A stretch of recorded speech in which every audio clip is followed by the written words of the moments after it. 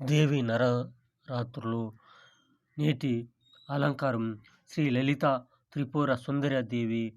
ఆశ్వయుజ శుద్ధ చవితి ఆదివారం విజయవాడలో ఇంద్రకీలాద్రిపై వెలిసిన కనకదుర్గమ్మ వారు శరన్నవరాత్రి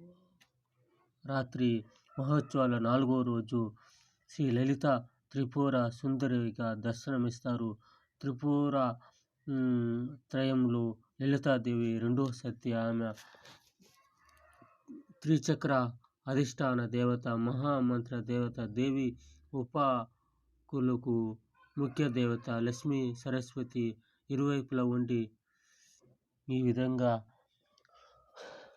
4వ నవరాత్రి రోజు ఈ విధంగా దేవునికి అలంకరణ పూజ చేస్తూ ఉంటారు.